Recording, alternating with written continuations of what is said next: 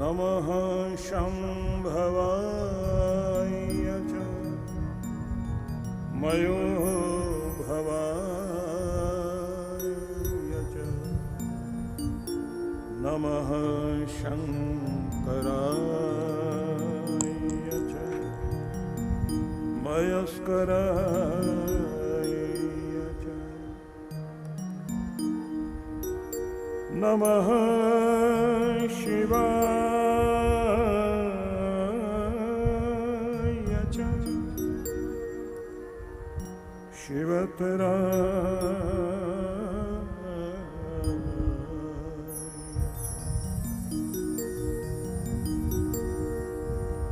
कृष्णाय वासुदेवाय हरे परमात्मने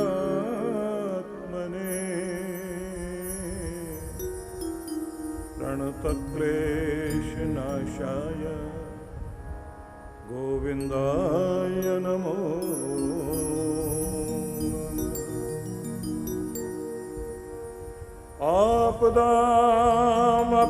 आपदामपहर्तारं दातारं सर्वसंपदां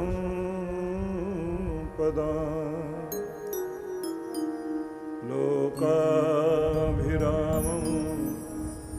श्रीराम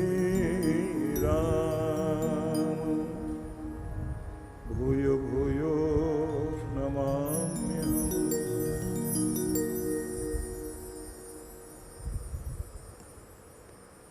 आइए थोड़ी देर के लिए अपना ध्यान इस संसार से हटाएं,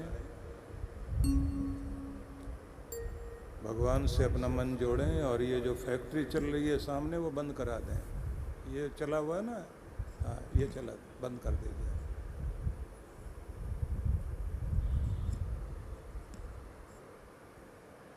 यहाँ तो बहुत फैक्ट्रियाँ पहले ही चलती हैं।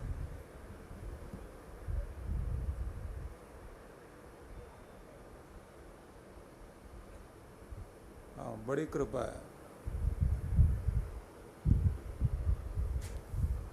बस ज़्यादा हवा ना लगाओ।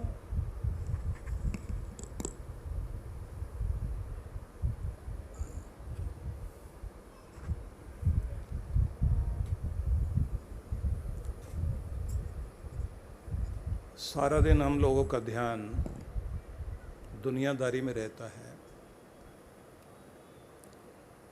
उस दुनिया में जहाँ बहुत नाटक हैं और बहुत नकलीपन है। प्यार नहीं होता लेकिन फिर भी प्यार का दिखावा किया जाता है। अपनापन है नहीं पर अपनापन दिखाया जाता है। जहाँ हर कोई व्यक्ति यूज कर लेना चाहता है,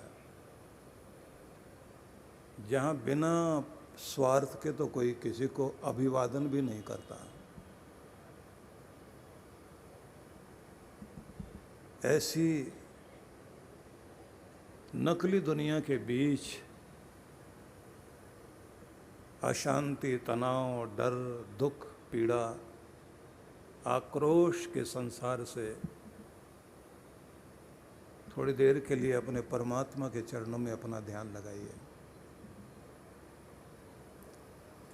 किसी भी एक नाम का सहारा लेकर थोड़ी देर के लिए आप उस प्यारे को पुकार कर देखिए कि आओ प्रभु, मेरे हृदय में बसो, मुझे शांति दो, जिंदगी जीने का शऊर दो। नकली जीवन नहीं, असली जीवन जीने की चाह है। मैं दूसरों को धोखा देकर, दूसरों को नहीं खुद को ही धोखा देता हूँ, और जब सच्चा, सीधा, सरल होकर आता हूँ तो तेरी कृपा का अधिकारी बन जाता हूँ। देने वाला मालिक एक ही है। जपने के लिए लोग नाम अपनी सुविधा के अनुसार अलग अलग चुनते हैं। और सारी भावनाएं एक ही तरफ जाती हैं। किसी भी नाम का सहारा लीजिए, लेकिन ध्यान अपने उसी मालिक की तरफ जोड़ लीजिए। आइए उच्चारण कर लें सब लोग मिलकर। ओम नमो भगवते वासुदेवाय। ओम नमो भगवते वासुदेवाय। ओम नमो भगवते वासुदेवाय।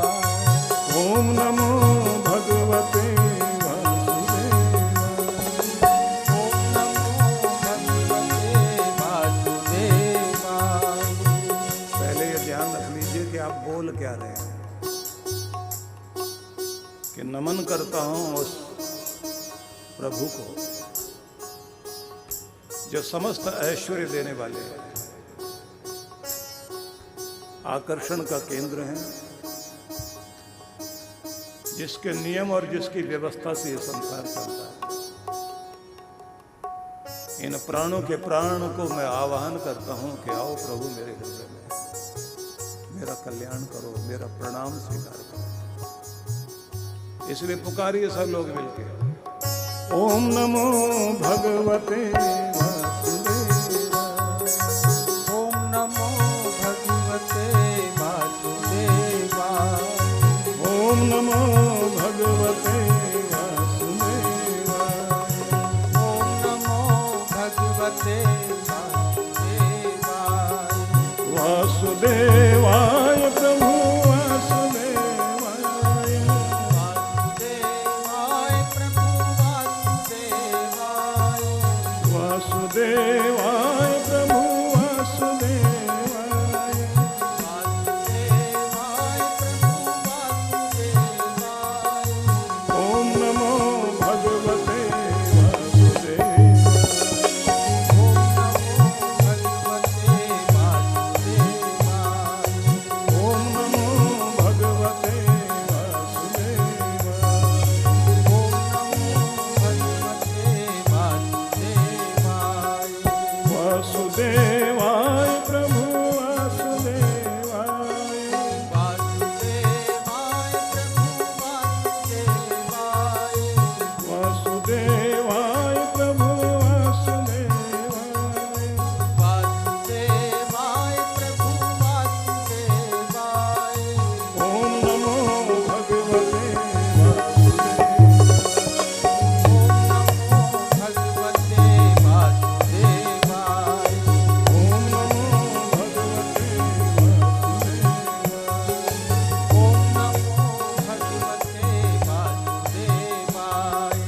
ओम नमो भगवते वासुदेवाय। ओम नमो भगवते वासुदेवाय। ओम नमो भगवते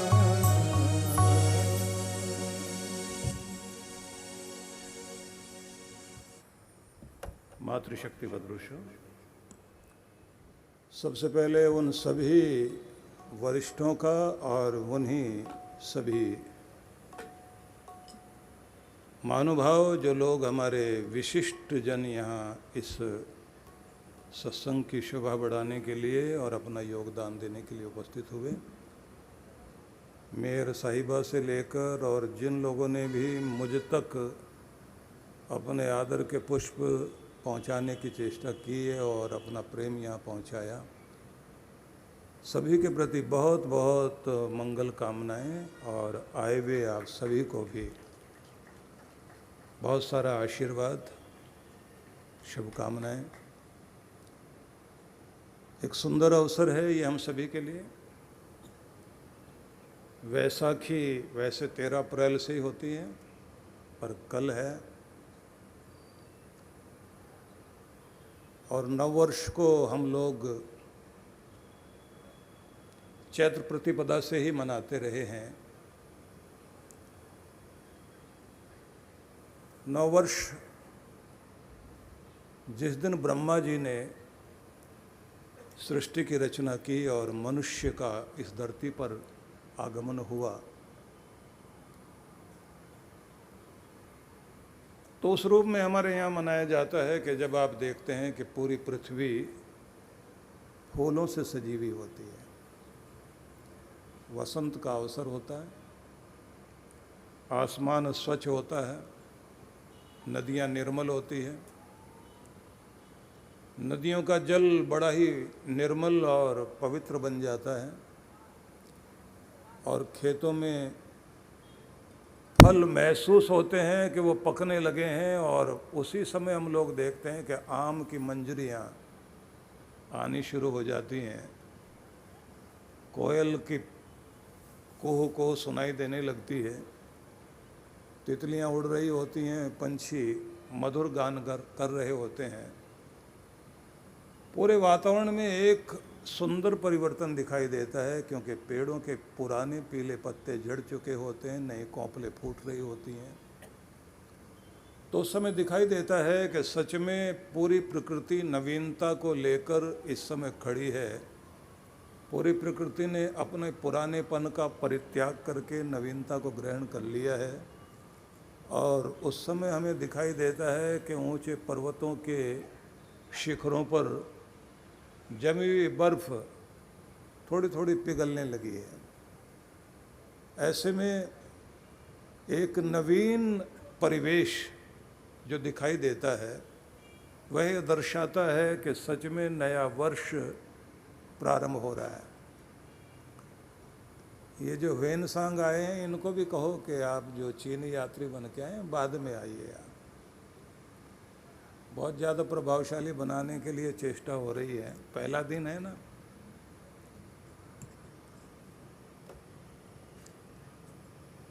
तो आप सभी से मैं ये कहूँगा कि प्रकृति प्रत्येक वर्ष चैत्र प्रतिपदा में अपना एक न्यू वर्जन, नया संस्करण लेकर प्रकट होती है, नवीनता लेकर।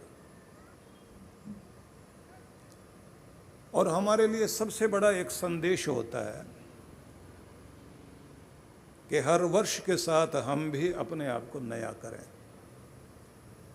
अपने शरीर को और अधिक ऊर्जावान, अपने व्यवहार में और अधिक आकर्षण, अपनी वाणी में और अधिक व्यावहारिकता। मेरी बात को ध्यान से सुनना, क्योंकि ये ऐसी सतवचन महाराज कथा नहीं कर रहा हूँ। आप सबके जीवन में वो परिवर्तन आ सके कि आप खुद ये अनुभव करें कि हमने सुना और थोड़ा सा भी अपनाया तो आप अपने भीतर एक बहुत बड़े परिवर्तन को और एक सुखद बदलाव को अनुभव करेंगे। क्योंकि समस्त ग्रंथों का सार आप तक पहुंचाने की चेष्टा करूंगा। तो जब आप ये देखते हैं कि प्रकृति अपने पुराने पीले पत्तों को छोड़कर और नई कोंपलों के साथ अपना एक नया संस्करण, अपना एक न्यू वर्जन बनकर के प्रत्येक वर्ष हम सबके सामने प्रकट होती है, हमारे शरीर में भी रुधिर का नव संचार हो रहा होता है, हमारे शरीर की त्वचा में भी परिवर्तन आता है। बस एक जगह परिवर्तन नहीं आता, हमारे मन में। हमारा जो वो डर्रा पुराना चला आ रहा होता है, हम उसमें परिवर्तन नहीं लाते। हमारी जो आदतें बन जाती हैं वो वैसी जारी रहती हैं। नए वर्ष के साथ संकल्प बहुत होते हैं, सबके होते हैं। अब एक्सरसाइज करेंगे, अब नियम से चलेंगे, अब प्राणायाम भी होगा, खान पीन पर ध्यान दिया जाएगा। नया साल है, कुछ नया होना चाहिए, कुछ तो बदलाव आना चाहिए, ये सारी चीज़ें होती हैं। और बहुत सारे लोग जो है वो जिम में जा कर के अपनी मेंबरशिप भी ले लेते हैं, 3 महीने बहुत अच्छे से निभाते हैं, और उसके बाद में सब लोग उसी पुराने डर्रे में लौट आते हैं, और बाद में कहने लगते हैं जो ज़िंदगी में होगा हो जाएगा, किस्मत से ज़्यादा तो मिलने वाला भी नहीं है। क्योंकि जब हम लोग हार मान जाते हैं और अपने कर्म से जी चुराते हैं, तो उस समय हम लोगों ने कुछ फ्रेम रखे हुए हैं जिसमें अपने आप को ढक कर के, कस के बोल देते हैं, ऐसा ही शायद लिखा है ज़िंदगी में, ऐसा ही होना था, इससे ज़्यादा कुछ हो भी नहीं पाएगा। अब मैं निवेदन करना चाहता हूँ आप सबसे, यदि आप अपनी ज़िंदगी में बेहतरीन बदलाव लाना चाहते हैं तो जो अब तक करते आए हैं उसमें बदलाव लाइए। बाहर परिवर्तन चाहते हैं तो पहले भीतर परिवर्तन लाइए। परिवेश को बदलना चाहते हैं तो पहले आप अपने मन की दशा को बदलने की चेष्टा कीजिए, और उसके लिए आपको कुछ लिखना होगा। संकल्प, मैं ज़िंदगी को यहाँ देखना चाहता हूँ, ऐसा होना चाहता हूँ, ऐसा जीना चाहता हूँ। उसी की प्रार्थनाएं करो, उसको दोहराइए, उस पर चलने के लिए प्रयास कीजिए, और फिर आप देखेंगे पहले से आप बेहतर होंगे। अब किस किस चीज़ में बेहतर होना वो थोड़ा ध्यान देना। शरीर आपका पहले से ज़्यादा स्वस्थ, सक्षम, ऊर्जावान हो, ये पहले नंबर पर हम सबका ध्यान जाना चाहिए। क्या करना चाहिए इसके लिए? अपने आहार पर ध्यान देंगे, डाइट पर, व्यायाम प्राणायाम पर ध्यान देंगे। तीसरा, अच्छी नींद और तनाव रहित होने की चेष्टा। चिंताएं तो आएंगी, दबाव भी आएगा। तनाव आना बुरा नहीं है, तनाव का टिकना बुरा है। चिंता आना बुरा नहीं है, चिंतित बने रहना बुरा है। ज़्यादा देर तक चिंता रहेगी, खोखला कर देगी। ज़्यादा देर तक तनाव रहेगा, दिल पर भी असर लाएगा, पैंक्रियाज पर असर लाएगा, लीवर पर असर लाएगा, आपके ब्लड प्रेशर को जो है नॉर्मल नहीं रहने देगा,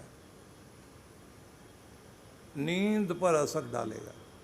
ज़्यादा तनाव रहेगा, आपकी मुस्कुराहट छीन ले जाएगा। ज़्यादा तनाव और चिंता पाल लोगे, याददाश्त पर असर होने लग जाएगा। ज़्यादा तनाव टिकाओगे तो इरिटेशन बढ़ेगी, खीज। किसी ने थोड़ा सा छेड़ दिया 2 बार तो आप ठीक ठीक जवाब देंगे, तीसरी बार फिर वही बात बोल दी किसी ने तो ज्वालामुखी की तरह फटोगे। घर के लोग कहेंगे हो क्या गया, बात ऐसी क्या कह दी हमने, और लोगों को पता नहीं भीतर आग थी, आपने कुरेद दिया। तो आपके ग्रंथों में बहुत कुछ समझाया गया है। तो सबसे अधिक तो मैं ये कहूँगा कि आप सब थोड़ा अपने ग्रंथों की तरफ लौटिए, और विशेष रूप से हर हिंदू घर में गीता जरूर होनी चाहिए। गीता गीत युद्ध में सुनाया गया गीत नहीं है, ये जीवन का संगीत है। यही है वो ग्रंथ जिस पर हाथ रख कर के भारतवासी कसम खाता रहा कोर्ट में भी, जिसके आगे हम लोग मत्था टिकाते हैं अपना, जिसको माथे पर और हृदय में बैठाने की जरूरत है। जिस भूमि पर कृष्ण प्रकट हुए और जिन्होंने हम सबको एक जीवन दिशा देने के लिए अर्जुन को माध्यम बना करके संदेश दिए, इस गीता में आपको एक विचित्र बात दिखाई देगी।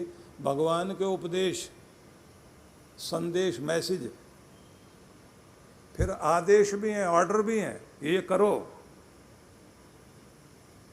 उन सब पर आपका ध्यान दिलाऊंगा, और बहुत सरल भाषा में और सहज भाषा में, जिससे आपको ये लगे कि जो कहा जा रहा है औरों की तो बात पता नहीं, पर मेरे लिए तो जरूर कहा जा रहा है, हर एक को ये महसूस जरूर होगा। इसलिए जो आज के बाद हमारे पास केवल 3 दिन रह जाएंगे, मैं चाहूँगा इन 3 दिनों में आपके जीवन में एक बहुत बड़ी सुखद अनुभूति के साथ, एक अच्छी प्रेरणा के साथ कुछ संकल्प जाग जाएं, और फिर आप अपने भीतर कुछ बदलाव होते देखें। तो जैसे मैंने आपसे कहा कि नया वर्ष है तो हमारे नया संस्करण, न्यू वर्जन अपना खुद का बनना है। तो किन चीज़ों में? पहले नंबर पर मैंने आपसे कहा कि अपने स्वास्थ्य के संबंध में हम लोग अपना न्यू वर्जन बने।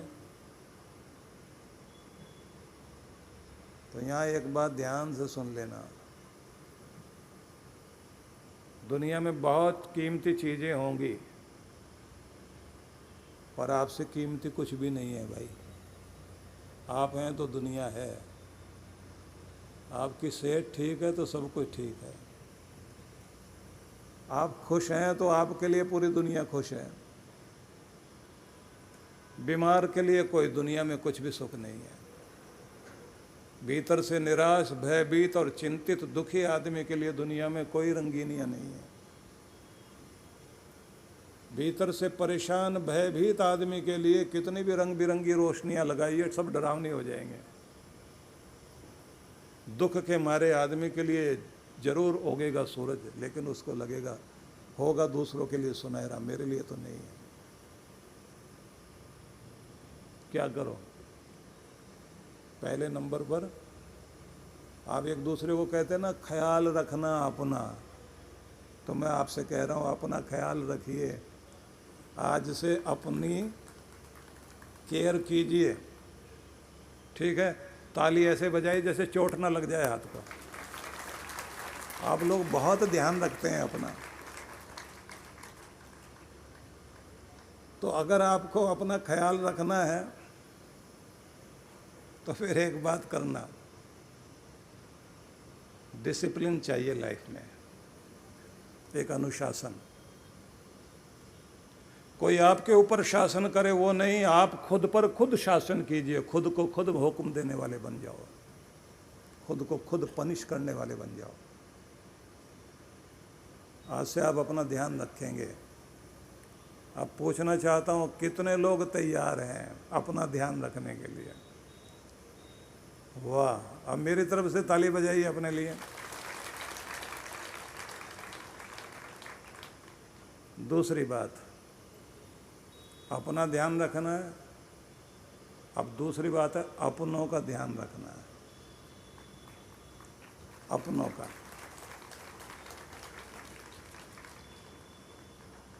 थोड़ी गहरी बात कर लें, लेकिन सरल शब्दों में। आपके न होने पर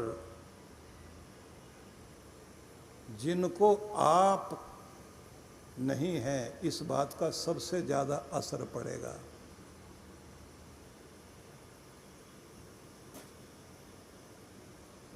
उन अपनों के लिए समय निकालिए।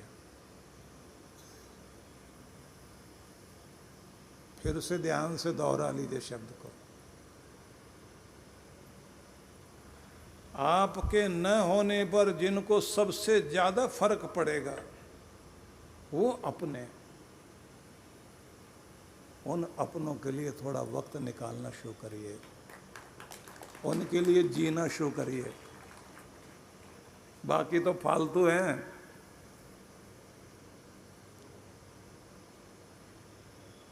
और कमाल की बात यह है कि एक तो आप, आदत है ना हम लोगों की, एक तो खुद को इग्नोर करते हैं, दूसरा अपनों को, अपने को इग्नोर करते हैं और अपनों को इग्नोर करते हैं, और परायों को इम्प्रेस करने में लगे रहते हैं।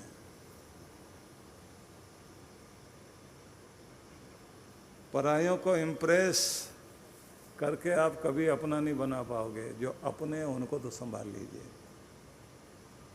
पहली बात हो गई, अपना ध्यान रखना है, अपनों का ध्यान रखना है। अब थोड़ा सा और बारीकी में चलते हैं। वो एक माँ जिसने अपनी नींदें कुर्बान करके आपके पालन पोषण में अपनी जिंदगी लगा दी। वो एक पिता जिसने अपने कंधे पर बैठाकर आपको दुनिया दिखाने की चेष्टा की, दुनिया की हर खुशी देने के लिए, आपके लिए मजदूरी तक करने को लिए, लेबर वर्क करने के लिए जो रात दिन दौड़ता रहा, उससे ज़्यादा अपना और कौन होगा। वो जो आपकी पत्नी आपके लिए जीती है, और ये भारतीय परंपरा है। भारत का रंग ढंग अलग ही है। दुनिया भर में ये माना जाता है कि अगर वो जो 5 चीज़ें मानी जाती हैं ना कि सबसे ज़्यादा ज़िंदगी को खुशहाली देने के लिए 5 चीज़ें चाहिए, किसी अगले दिन में बताऊंगा। उनमें से एक बात कही जाती है कि वाइफ हो तो भारतीय होनी चाहिए, क्योंकि यहाँ संस्कार हैं, भावनाएं हैं।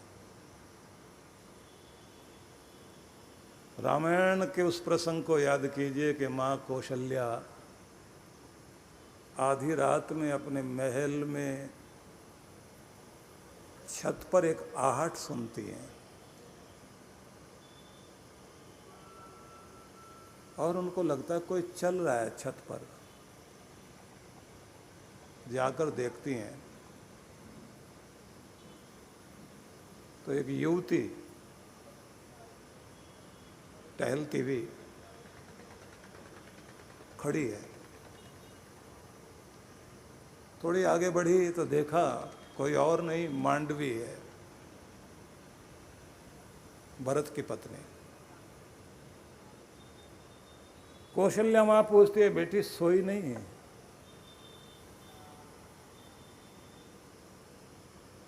मांडवी कहती है कि मेरे पति भरत नंदीग्राम में पत्तों की कुटिया बनाकर पत्तों का बिछौना बिछा करके अपने राम की याद में जैसे वो सोते हैं वैसे ही उन्होंने अपना पर्ण कुटीर बनाया हुआ है। और रात में जब उनका दिया कुटिया से बुझ जाता है, उसको देख करके फिर मैं सोती हूँ। तो अभी वो जागे हुए हैं, वो अभी सोए नहीं हैं। अटारी पर चढ़कर दूर जंगल नंदीग्राम में उस कुटिया को देख रही हूँ जहाँ मेरे प्राण बसे हुए हैं। वो सोएं तो फिर मैं भी बिस्तर पर जाऊं। ये क्या संस्कृति है आपकी? इतना लगाव, इतना प्यार कि हमारी नींद भी, भूख भी, जीवन जीने का ढंग भी, सांसें भी एक दूसरे से जुड़ जाएं। तो आपके अपने जो आपके लिए जीते हैं, आपके न होने पर जिन्हें फर्क पड़ने वाला है, उनके लिए वक्त निकालना शुरू करो। अपने लिए वक्त निकालो, अपना ख्याल करो, अपनों का ख्याल करो। ये दूसरी बात आपसे कहना चाहता हूं।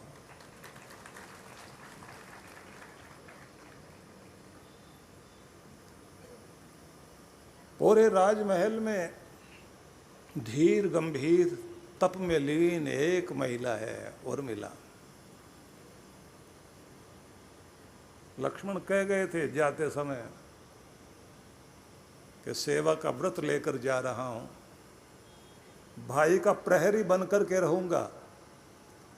यदि तुमने कभी भी महल में बैठकर आंसू बहाए तो तुम्हारे आंसुओं का प्रभाव मुझ तक पहुंचेगा जरूर, मेरी तपस्या हिल जाएगी। रोना नहीं।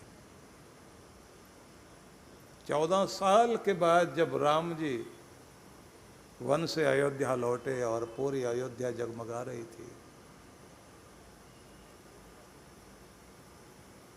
महलों में प्रवेश हुआ, आगे आगे राम जी हैं, पीछे जानकी सीता, उनके पीछे लक्ष्मण। सबका अभिवंदन हुआ, वंदन हुआ, अभिषेक हुआ, चरण वंदन हुआ, चरणाभिषेक भी हुआ। लक्ष्मण की बारी आई। उर्मिला जल लेकर के आई हाथ में। जब लक्ष्मण के पांव में जल उड़ेलना था, जल तो गिरा लेकिन लोटा नहीं हिला। देखा आंसू बरस रहे हैं आंख से। सब हैरान, 14 साल तक नहीं रोई। सुमित्रा, माँ कौशल्या, कैकेयी सब खड़े देख रहे हैं। कोई रोकना चाहता है तो कौशल्या माँ कहती है रो लेने देना इसको। एक दिन के नहीं, 14 साल के आंसू हैं। और आज अपने पति की इस अमानत को लेकर के अपने पति के चरणों को धो लेना चाहती है कि आंसुओं से आपके चरण धोऊंगी। खुशी है तो आप लौट आए हो, पर आपकी अमानत बचा कर रखी थी, हर दिन के आंसू। ये आपकी संस्कृति, ये आपके संबंधों का प्रेम, जिसको कहते हैं कि घर में रामायण आनी चाहिए। जीवन जीना है तो गीता आनी चाहिए। व्यवहार को सीखना है कलयुग में तो कृष्ण भगवान की व्यवहारिक लीला को देख लेना चाहिए कि कालिया नाग जो डरा रहा था, कृष्ण उसके भी फन पर पांव रख करके नृत्य करते हैं और कहते हैं डराने वाली कोई भी चीज दुनिया में हो और 1000 फन लेकर के भी आए और 1000 विष भी उगले, उसके फन पर पांव रखकर नृत्य करने वाले अगर बन जाओ, डर को डराने वाले बन जाओ, तो तुम्हें जीना आ गया है। डर तो आपको डराता हुआ कहीं तक भी लेकर जाएगा। जिसको डर डराना आ गया वो कृष्ण को समझ गया। डरे हुए को तो हर जगह डर आकर के तड़फाएगा। इसलिए अगर जिंदगी जीनी है इस कलयुग में तो कृष्ण भगवान ने तो द्वापर में ही सिखा दिया था। शकुनी के साथ कैसे व्यवहार करना और विदुर के साथ कैसे, और गरीब सुदामा सामने मित्र है तो उसके साथ कैसे बन जाओ, और दुष्ट दुशासन है तो उसका सामना कैसे करोगे। और नीति भूले हुए शिक्षक को भी शिक्षा देने के लिए तुम्हें कठोर होना पड़े तो कठोर हो जाओ। ममतामयी विदुरानी के सामने माँ यशोदा याद आ जाए कृष्ण को। अनेक रूप हैं। इसलिए ये निवेदन करना चाहता हूं कि इस समय जब हम लोग यहाँ आकर बैठे हैं तो ये एक चिंतन की वेला है ये। और इस चिंतन की वेला में हम लोग अपना न्यू वर्जन बनने के लिए, अपना नया संस्करण बनने के लिए, अपने आप को नवीन रूप देने के लिए भीतर परिवर्तन लाना हो तो थोड़ा चिंतन करना होगा।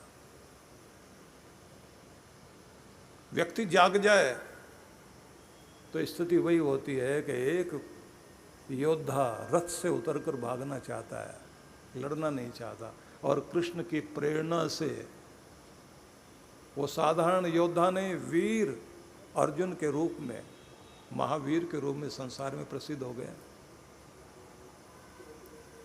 क्योंकि समस्या तन में नहीं थी, उसके बल में नहीं थी, समस्या उसके मन में थी। आज न जाने आज का अर्जुन कौन कौन अर्जुन है। सभी अपने अपनी कर्म भूमि में, अपने अपने युद्ध भूमि में सभी लोग अपने रथ से भाग लेना चाहते हैं। जिंदगी से तो बहुत लोग निराश हो जाते हैं, बहुत जल्दी डिप्रेस हो जाते हैं। हाँ, एक बात जरूर ध्यान रखना कि संसार को संभालने में कहीं परमात्मा ना हाथ से निकल जाए, परमात्मा का मार्ग ना छूट जाए। थोड़ा सा संतुलन बना करके जरूर चलना चाहिए, पर संसार में भी आपको व्यवस्थित होना पड़ेगा। तो अगर अपना न्यू वर्जन बनना चाहते हैं तो मैं 2-3 चीज़ें आपको बहुत ध्यान से याद कराना चाहता हूँ। पहली बात, अपना ध्यान रखोगे। दूसरी बात, अपनों का ध्यान रखोगे। तीसरी बात, बड़ी महत्वपूर्ण बात, आर्थिक रूप से आत्मनिर्भर होना बहुत जरूरी है। कमाना भी आना चाहिए, बचाना भी आना चाहिए और बोना भी आना चाहिए। इन्वेस्ट करना भी आना चाहिए। कमाओ, बढ़ाओ, बचाओ, सही जगह लगाओ और अपने धन को पवित्र भी बनाओ। आपके धन पर पहला अधिकार भगवान का। आपके हर दिन के समय की शुरुआत का पहला भाग भगवान का। समय का प्रथम भाग भगवान को अर्पित कीजिए और अपने कर्म में भी प्राथमिकता भगवान को दीजिए। कि कुछ सेवा भगवान की, कुछ कदम भगवान की ओर, कुछ मन भगवान की ओर, कुछ बुद्धि भगवान की ओर, कुछ व्यवस्था परमात्मा के लिए, कुछ बुद्धि का उपयोग योजना भगवान के लिए, कुछ नियम अपने लिए तो कुछ नियम भगवान के लिए। अब थोड़ा गीता सुनाता हूं आपको। गीता में भगवान क्या कहते हैं? हर आदमी को एक चिंता है, जो मुझे प्राप्त नहीं वो प्राप्त हो जाए, जो प्राप्त हो गया वो सुरक्षित रह जाए। इसको कहते हैं दो शब्दों में योग और क्षेम। अप्राप्त की प्राप्ति योग है और जो योग है उसको सुरक्षित रख लेना, संभाल लेना, संभला जाए, रखा जाए, टिक जाए, उसका नाम है क्षेम। अब इसका वचन देते हैं भगवान कृष्ण, तुम्हारी अप्राप्त की प्राप्ति भी होगी, उसका वचन देता हूं, और जो तुम्हारे पास है वो टिक जाए, इसका भी वचन देता हूं। योगक्षेमम वहाम्यहम, इन दोनों का वहन करूंगा। कब? अब इसके लिए वो आगे जो कहते हैं वो ध्यान देने योग्य है। अनन्यश्चिन्तयन्तो माम ये जना पर्युपासते तेषां नित्यभियुक्तानां योगक्षेमं वहाम्यहम्। अब ये ध्यान देने वाला है। अप्राप्त की प्राप्ति में रात दिन लगे हुए हो, जो मेरे पास नहीं है वो मुझे मिल जाए, जो मैं चाहता हूँ वो मैं प्राप्त कर लूँ, जो मेरे मन में है वो मेरी मन की इच्छा पूरी हो जाए, जो मेरे पास है वो संभल जाए, वो खो न जाए। कि इस चिंता में रात दिन रहते हो, ये सब मैं निभाने को तैयार हूँ, कृष्ण भगवान गीता में कहते हैं। लेकिन तब जब तुम अनन्यश्चिन्तयन्तो माम, अनन्य भाव से मेरे चिंतन में लगोगे, मेरे हो जाओगे। अभी तुम्हारा ध्यान चिंता में है और संसार की तरफ है। अब मेरे हो। अब यहाँ शब्द है अनन्यश्चिन्तयन्तो माम ये जना पर्युपासते, चिंतन जिनका मेरी और है और इस प्रकार से उपासना करते हैं। इस प्रकार से उपासना मतलब जिनका कर्म ही पूजा बन गया है।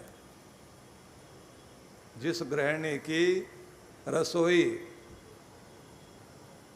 उसका भोजन बनाना नहीं है, वो प्रसाद है भगवान का, वो अमृत प्रसाद बना रही है। दुकान पर बैठा हुआ व्यक्ति दुकानदारी जरूर कर रहा है, लेकिन वो कहता है भगवान का नौकर हूँ, भगवान के लिए जी रहा हूँ, भगवान ने जो ड्यूटी लगाई उसे पूरा कर रहा हूँ, अपना बिजनेस भी निभाऊंगा, लेकिन साथ साथ में मैं परमात्मा को भी साथ जोड़ रहा हूँ।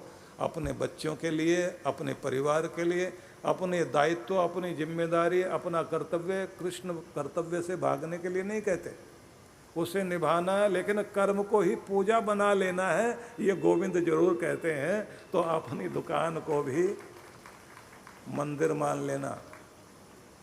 हम तो मंदिर को ही बिजनेस का अड्डा बनाकर, राजनीति का अखाड़ा बनाकर, आपस में लड़ने झगड़ने का, कॉलर ऊंचा करने का, न जाने क्या क्या रूप बना लेते हैं। लोग हॉस्पिटल में जाकर के ठीक होके आते हैं, जो हॉस्पिटल से बीमारी लेके आए उसको क्या कहेंगे आप? सारी दुनिया का इलाज होता है मंदिर में। सुख, शांति, चैन, कृपा सब झोलियाँ भरती हैं कहाँ मंदिर में, और जो वहीं से झगड़ा लेकर आ जाए घर में, उसको क्या कहोगे आप? पानी में मछली रहती है और पानी सबकी गंदगी धोता है, लेकिन मछली निकालो बाहर बदबू आती है। तो ज़्यादा धर्म के निकट रहकर भी जो लोग धर्म को भीतर नहीं आने देते हैं, भक्ति की बातें सुनते हैं लेकिन साइन बोर्ड बढ़िया, भीतर नहीं आने दे रहे हैं, तो ये दूसरों के लिए नहीं है भाई, ये तो हमारे लिए है। इसलिए मैं बड़ा आश्चर्य करता हूँ कि बहुत लोगों को देखता हूँ, इतनी जिंदगी बीत जाती है, लेकिन जीवन में भगवान की भक्ति और भगवान और भगवत्ता और धर्म नहीं दिखाई देता। भगवान के लिए पूजा पाठ कराते हैं ना पंडित लोग, संकल्प कराते हैं। संकल्प कराने के साथ साथ अंग न्यास कराएंगे, भगवान का, देवी का, देवता का आह्वान करते हैं, आमंत्रण देते हैं कि सृष्टि के कण कण में बसने वाले मेरे देव, मेरे घर में आज ये पूजा है, मैं तुम्हारी भक्ति के लिए माध्यम चुन रहा हूँ, इस प्रतीक के रूप में मेरी पूजा को स्वीकार करने के लिए आप यहाँ उपस्थित होइए। इस मेरे प्रतीक में, इस सिंबल में, ये जो मेरी सामने मूर्ति है, इसमें आप मूर्तिमान हो जाओ भगवान। और फिर सिर्फ इतना ही नहीं, वो फूल तो वहाँ चढ़ाते हैं, लेकिन अंग न्यास करते समय जब हृदयाय नमः कहेंगे तो सबसे पहले तो हृदय में ही आमंत्रण दिया जाता है। हनुमान चालीसा पढ़ते हो ना, तो वहाँ एक शब्द आता है ना, हृदय बसो सुरभूप, कि मेरे दाता भगवान और मेरे हृदय में बस जाओ। भगवान को जो आप आमंत्रण देते हैं तो उनको बसने के लिए कहते हैं, तो सबसे अच्छा ठिकाना, सबसे अच्छी जगह दुनिया में कौन सी हो सकती है? मेरे घर में आओ, मेरे परिवार में आओ, नहीं मेरे जीवन में आओ, यहाँ भी नहीं, मेरे हृदय में आओ भगवान, मेरे हृदय में बस जाओ, तुम्हारी ज्योति यहाँ जागृत हो जाए। तो हृदय को स्पर्श किया जाता है। और कवचाय होम कहने का जो आखिरी भाग है, उससे पहले देखिए मस्तिष्क में, ब्रह्मरंध्र में, चोटी वाले स्थान में, आँखों में, कि यहाँ आओ कवचाय होम, और मेरे रक्षक बन करके, कवच बन करके चारों ओर अपनी कृपा बरसाओ भगवान। यहाँ से तो आपकी पूजा शुरू होती है। हृदय में भगवान को आमंत्रण देना और भीतर उसे महसूस करना, और वो भी किस तरह से? अनन्य भाव से।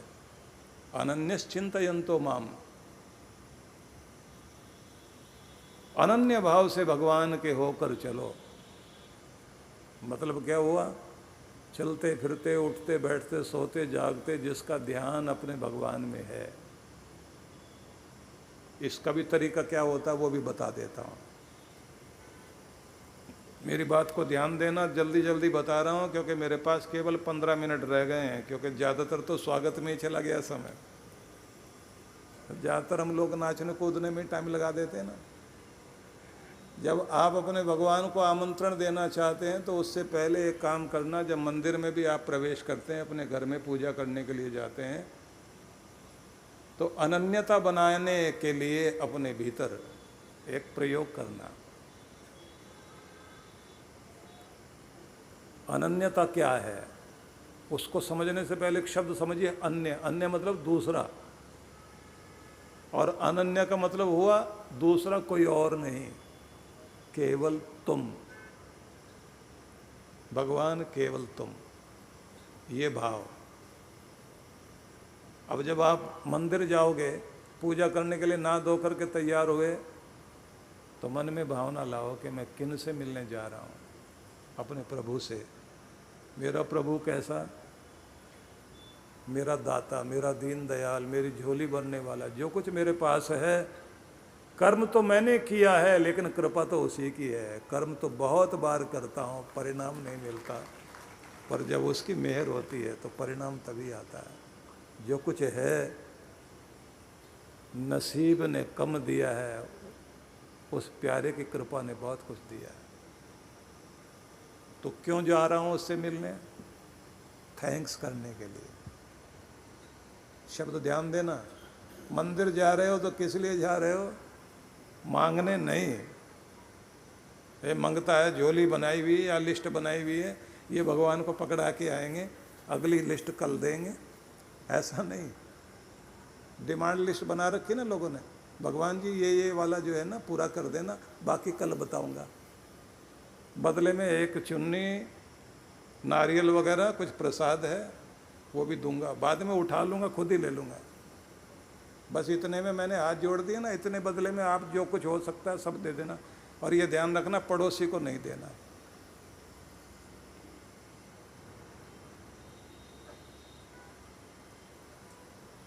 वो किसी ने व्हाट्सएप पर भेज रखा था एक, बोले मुफ्त में तो कोई अगर सांप भी दे रहा हो ना तो लोग उसको भी ले लेंगे, कि चलो कम से कम पड़ोसी के घर में छोड़ने के काम आएगा। दुनिया में कुछ भी मुफ्त में नहीं मिलता। भगवान के दरवाजे पर जाना चाहते हो ना, उसका प्रेम पाना चाहते हो तो पहले प्रेम करना सीखो। जिंदगी को धन्य करना चाहते हो तो धन्यवाद करना सीखो। और अगर खुद की झोली भरते हुए देखना चाहते हो तो पहले भगवान के दर पर अर्पण करना सीखो, आपको सब कुछ मिलेगा। तो पहले बनाओ मूड, कैसे कि मैं उससे मिलने जा रहा हूँ जो सबका दाता है। उस संकट मोचक भगवान से जो संकटों में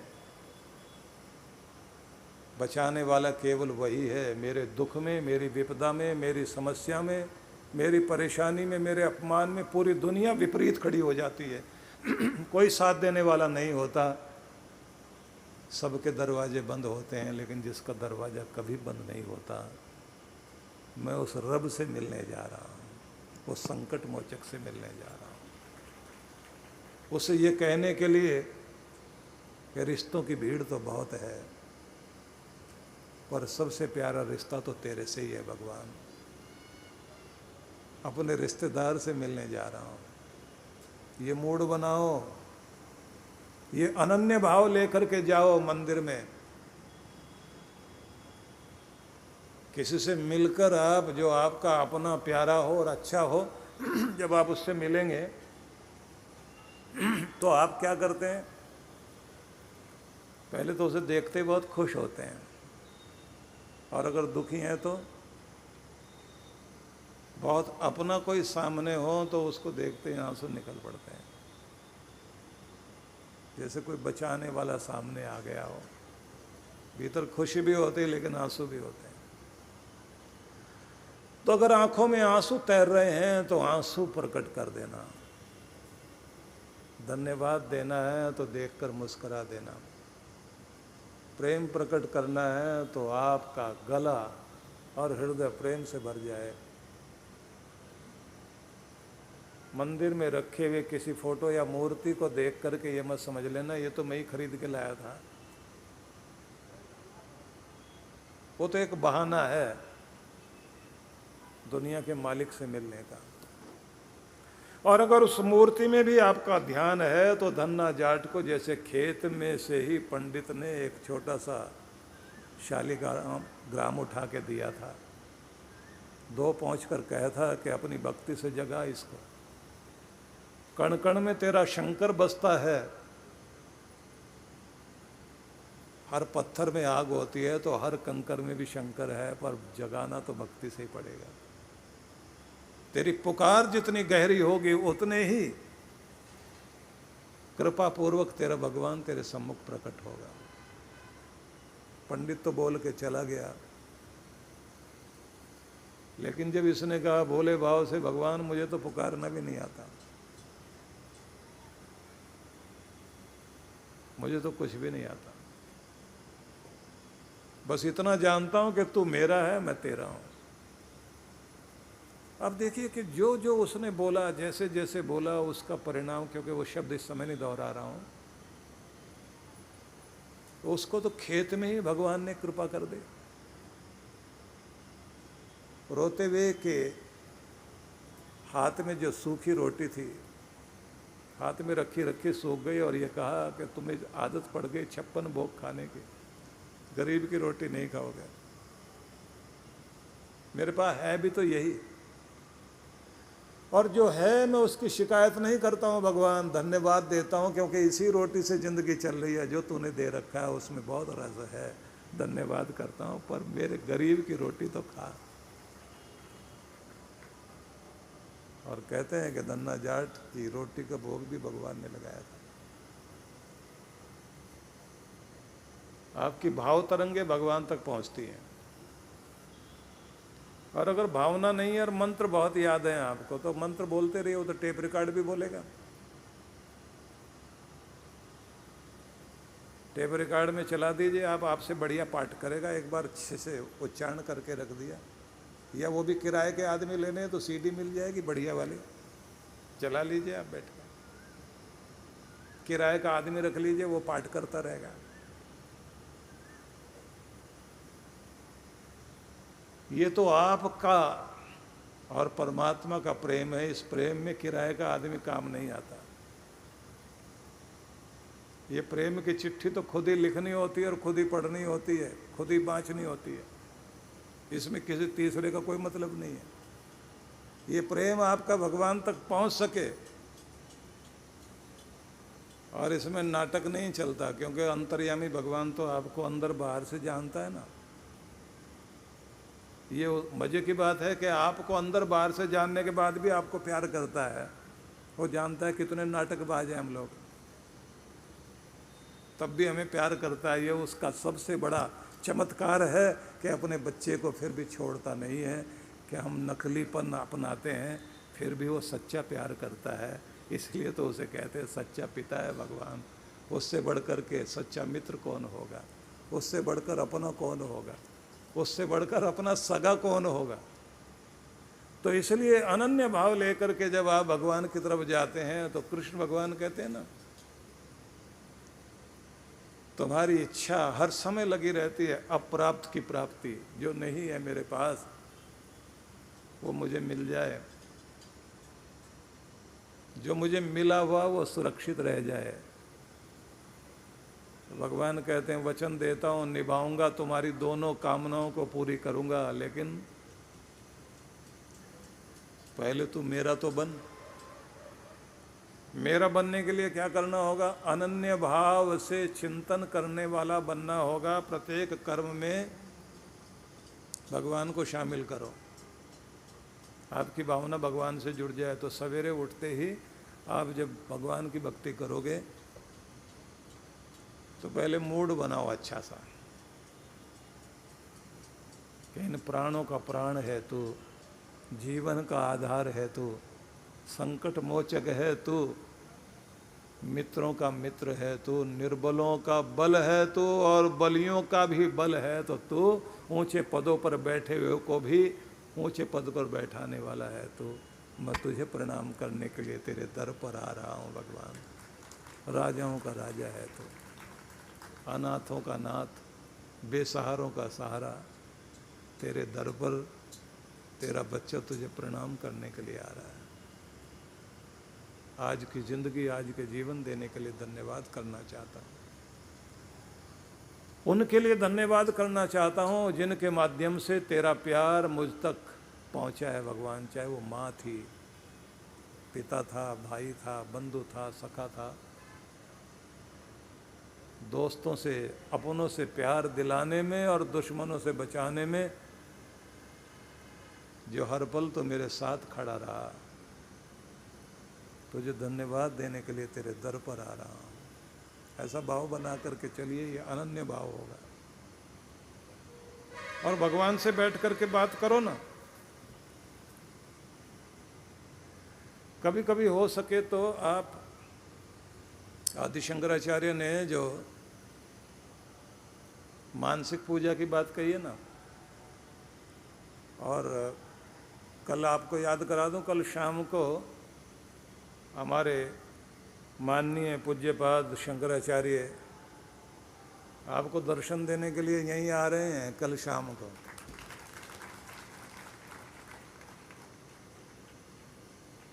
दो तीन दिन पहले जब मेरी बात हुई तो मैंने निवेदन किया, बोले आना पड़ेगा क्या? मैंने कहा तो आना तो है। आप पानीपत में आ रहे हो? मैंने कहा पानीपत में आ रहे हैं। अच्छा, तो आप कहते हैं तो आते हैं। मैंने कहा मैं नहीं कह रहा हूँ, इतने सारे भक्त पुकार रहे हैं, वो कह रहे हैं, उनके लिए आना है। देखिए, महान पुरुषों के दर्शन होते हैं तो अच्छी बात है ना, और अपने संतों को मान देना चाहिए हमें। अभी पिछले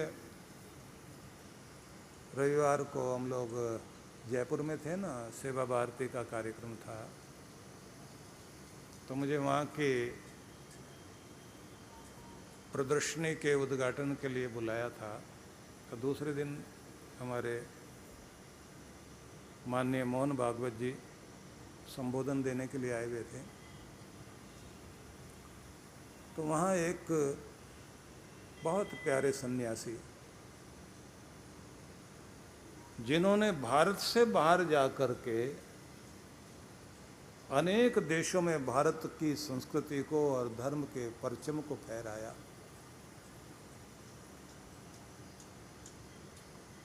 वो साथ में स्टेज पे बैठे हुए थे। हमने उनको मान दिया और कहा कि एक छोटा सा कार्यक्रम मुझे भी, क्योंकि जयपुर में आया हूँ तो हमारे यहाँ के मंडल के लोग जो है एक आयोजन कर रहे हैं एक ऑडिटोरियम में, तो मैंने कहा वहाँ आना है आपने। पहले तो वो आ तो गए, पहले बोले कि मैं नहीं बोलूँगा, बस आप ही बोलना। तो मैंने कान में कहा, मैंने कहा एक काम करिए, जो आपने मैसेज देना वो दे दीजिए। तो उन्होंने क्या कहा माइक पर आकर कि मेरे प्यारे भारतीयों, यूरोप में, अमेरिका में मांसाहार और शराब का सेवन करने वाले लोगों को हम लोग प्रभावित कर रहे हैं कि वो शाकाहारी हों, और एक मूवमेंट चला रहे हैं, और बहुत लोग शाकाहारी हो गए। लेकिन मैं अपने भारत में आया हूँ तो यहाँ देखकर हैरान हूँ, क्या इतना मांसाहार शुरू हो गया। जिस धरती ने दुनिया को संदेश दिया, उस धरती को ये क्या हो गया कि मैं चाहता हूँ शाकाहार को अपनाएं। तो एक बड़ी पीड़ा थी उनकी। अच्छा लगा, भले ही थोड़ी देर उन्होंने कहा, लेकिन एक पीड़ा कही कि वहाँ तो हमने ठीक करते जा रहे हैं, लेकिन यहाँ अपने घर में हमारे अपने बच्चे अपनी संस्कृति से दूर हो रहे हैं। तो विषय इधर उधर ना हो, फिर आपको मैं ले चलता हूँ। अनन्य भाव की बात हो रही ना, तो आदि शंकराचार्य ने एक मानसिक पूजा की बात कही और उसका फल बताया कि 10 गुना फल उसका मिलता है जो आप पूजा करते हो मंदिर में, उससे भी 10 गुना ज़्यादा फल मानसिक पूजा का मिलता है। अब उसका तरीका समझना चाहिए। 2 मिनट में बताता हूँ आपको कि आप जो पूजा करते हैं भगवान की मंदिर में बैठ करके, तो कभी कभी आप मानसिक रूप से पूजा करो वहाँ जो आपकी आस्था के केंद्र हैं, किसी तीर्थ में, किसी ऐसे स्थान में जैसे मान लीजिए आप बद्रीनाथ कभी गए हों, ना भी गए हों, उनकी वीडियो में मूवी देखी होगी पूरी, तो आपके मन में आ जाए कि आज मैं अपने मंदिर में बैठे बैठे यहीं मानसिक रूप से अपने भगवान के दर्शन करने के लिए केदारनाथ जा रहा हूँ। तो बस वैसे ही महसूस करो कि जैसे आप ऋषिकेश पहुँच गए और वहाँ से आप गाड़ी में बैठे हुए हैं, सर्पाकार सड़कों से होते हुए, ऊंचे नीचे मार्गों से होते हुए और आगे बढ़ते जा रहे हैं। ऊंची ऊंची शिखरों से भरी हुई पर्वतों की वो जो चोटियां हैं हरियाली से लदी हुई, और नीचे गहरी खाई घाटी, और ऊपर से गिरते हुए झरने, उड़ान भरते हुए पंछी, सर्पाकार सड़क से आप चलते चलते और भगवान के मंदिर की तरफ जा रहे हैं। बैठे हो अपने मंदिर में, घर में, मानसिक रूप से महसूस करो कि मैं चलता जा रहा हूँ, मन मन में भगवान का नाम जाप करते करते, और आप वहाँ पहुँच गए बद्रीनाथ में। अब दिखाई देता है तीनों ओर से पर्वत, बर्फीले पहाड़ हैं, और नीचे अलकनंदा नदी बह रही है, और एक तरफ वो मार्ग जा रहा है जहाँ भारत का आखिरी गांव है माना गांव, और वहीं से वो मार्ग जाता है जहाँ से पांडव लोग गए थे स्वर्गारोहण के लिए। एक और से सरस्वती नदी प्रवेश कर रही है, और यहीं इसी नदी पर पुल बना हुआ है। उस पुल को पार करते हुए आप सामने अपने मंदिर की तरफ जा रहे हैं, जहाँ केदार बद्रीनाथ भगवान का मंदिर है। तो शिखर दिखाई दिया, आपने मन मन में जाप करना शुरू कर दिया। बैठे हो अपने घर में और जा रहे हो मानसिक रूप से दर्शन करने। मंदिर के बाहर जाते ही आपने अपने आप को स्वच्छ किया, जल से पवित्र किया, और उसके बाद सीढ़ी चढ़ते चढ़ते, झुकते हुए, प्रणाम करते हुए आप मंदिर के अंदर प्रवेश कर रहे हैं। और पहली सीढ़ी चढ़ते हुए आपने कहा कि ये पहली सीढ़ी मैं अपने पूर्वजों और पितरों के नाम करता हूँ कि उनका वंशज, उनका एक प्रतिनिधि आज भगवान के दर पर प्रणाम करने आया है। दूसरी सीढ़ी चढ़े, तीसरी सीढ़ी चढ़े, मेरे दादा परदादा, मेरे माता पिता, सबकी ओर से प्रणाम अर्पित करता हूँ भगवान, उनका प्रणाम स्वीकार करना। मंदिर में अंदर प्रवेश कर गए। मेरे दाता दीन दयाल भगवान, पहुँच गया हूँ तेरे दर पर, मेरे गुनाहों की माफ़ी, मुझे पवित्र करना और मेरी सारी गलतियों को क्षमा करना, मुझे पवित्र करना भगवान। यहाँ से शुरुआत करिए, और आगे का तरीका बताऊंगा आपको, क्योंकि 7:04 हो गए। कल बताऊंगा ना कि फिर कैसे बैठना, कैसे बोलना। और भगवान जब ये कहते हैं मेरा वायदा है जो तुम्हारे पास अब तक नहीं प्राप्त हुआ और जिसकी कामना तुम करते हो वो ज़रूर तुम्हें मिलेगा, और जो तुम्हारे पास सुरक्षित रहना चाहिए उसके सुरक्षित की गारंटी भी दूंगा, बस अनन्य भाव से मेरे हो जाओ। वो अनन्य भाव आता कैसे है, इसकी चर्चा करेंगे हम लोग। आप सबको बहुत बहुत बधाई, बहुत बहुत शुभकामनाएं। आप लोग इतने प्रेम से यहाँ पहुँचें, लेकिन मैं चाहूँगा कि मैं जब आपके लिए इतना प्रेम लेकर आया हूँ तो आप भी अपने उत्साह के साथ यहाँ आएंगे।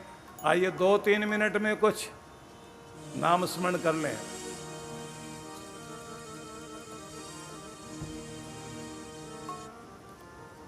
शरण में आ पड़ा तेरी प्रभु, मुझको भुला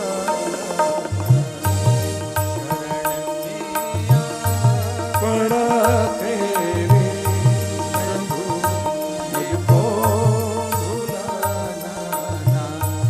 पकड़ लो हाथ अब मेरा, पकड़ लो हाथ अब मेरा,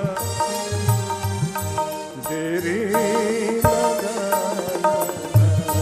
पकड़ लो हाथ अब मेरा, नाथ देरी लगाना।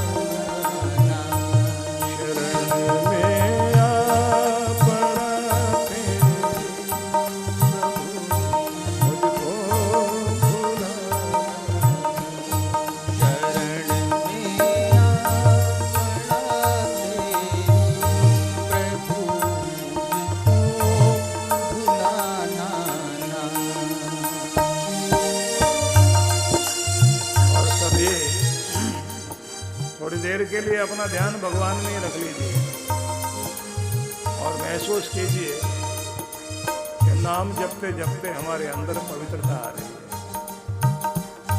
तेरा है नाम दुनिया में पतित पावन सभी जाने।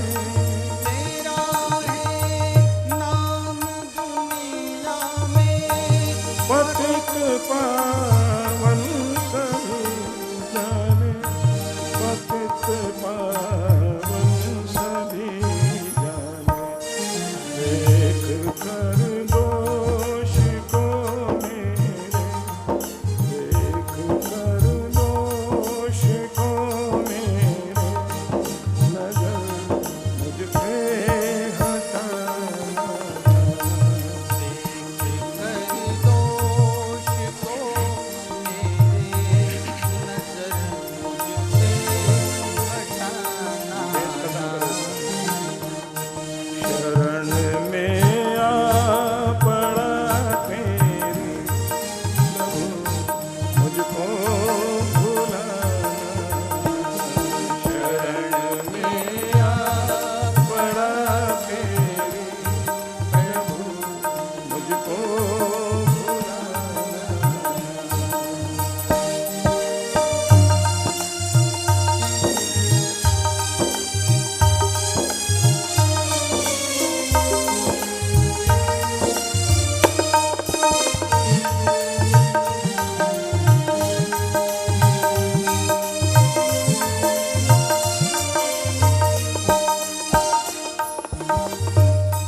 बहा दो प्रेम की गंगा दिलों में, प्रेम का सागर।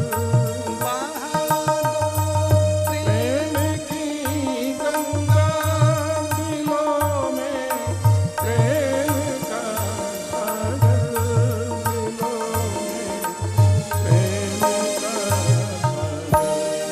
ये जीवन प्रेम में बीते, ये जीवन प्रेम में बीते, हमें जीना सिखा देना। ये जीवन प्रेम में बीते, हमें जीना सिखा देना। शरण में आ पड़ा तेरी, प्रभु मुझको भुलाना।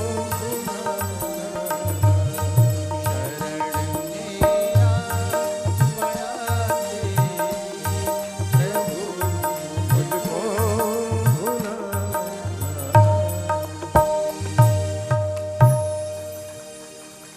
तो कल मैं चाहूँगा, क्योंकि पहला दिन तो एडजस्टमेंट में ही लग जाता है,